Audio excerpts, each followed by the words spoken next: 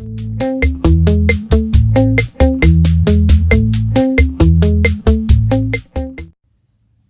guys, I'm Autumn and welcome to Spanish Sundays.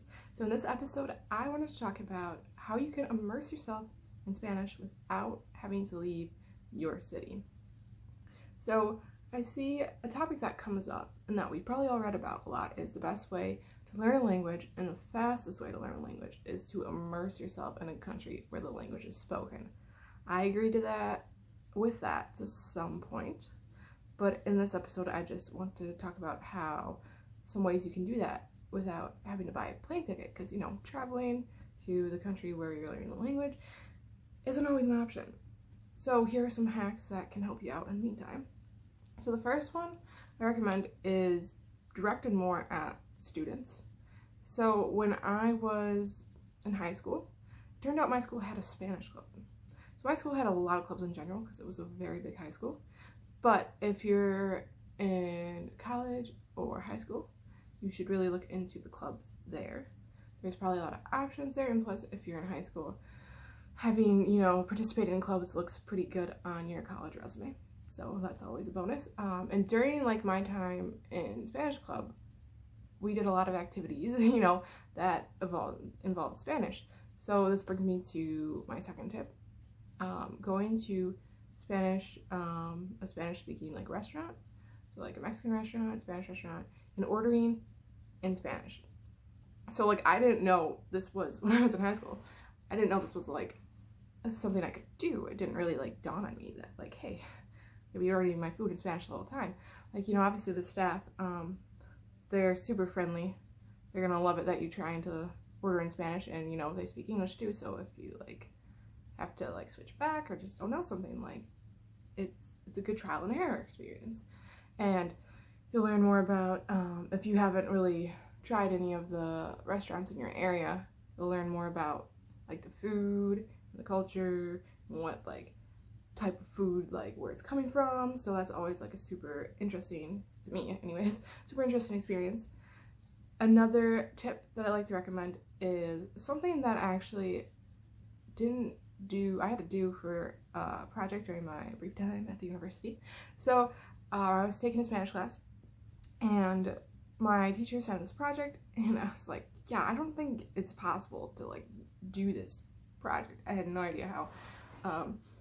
The assignment was to go to a Spanish speaking event. So she had a lot suggested, and a lot of my classmates decided to go to a Spanish speaking restaurant and order food there. And they just talked about their experience. One girl talked about going to a quinceañera, and so I was balling on budget. I didn't want to go spend $15 at a restaurant.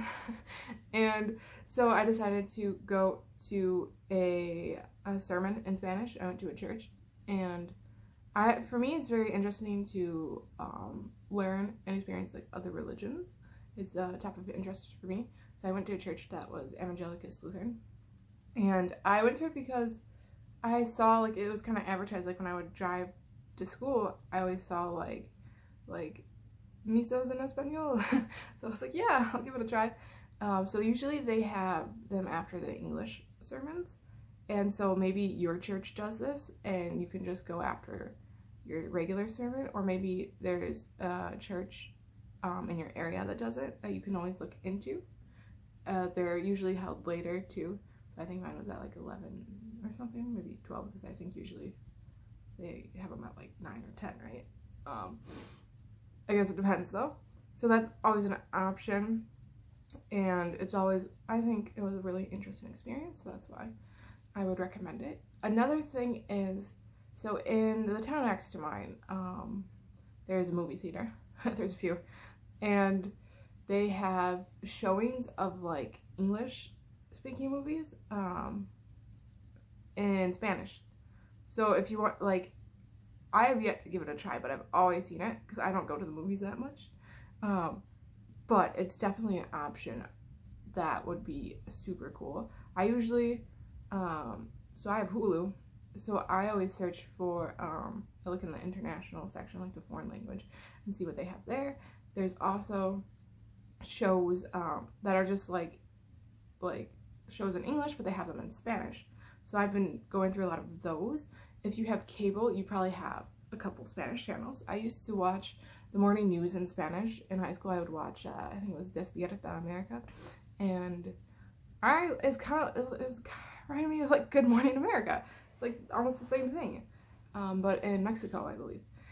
And so try to maybe switch. If you're used to watching the news every morning in English, maybe try to do it in Spanish now, or do like half and half or something. You can set your phone in Spanish. It's gonna help you a lot, because if you think about it, like, you're always on your phone, you're gonna see all these like not, it has like, I guess, technical information on it, but like if you check the weather, you know, now know how to talk about the weather confidently if you don't already. Just like on Instagram, all your apps are gonna be, you know, in Spanish now. How cool is that? And it's just in the convenience of your home, your city. It makes everything a lot easier than spending a lot of money to go and travel. So those tips are what have helped me so far immerse myself in Spanish, because I've never lived in a Spanish-speaking country. I've been to one once for 2 days, so that was a cool experience, but like I was never fully immersed, and I think using these tips have helped me.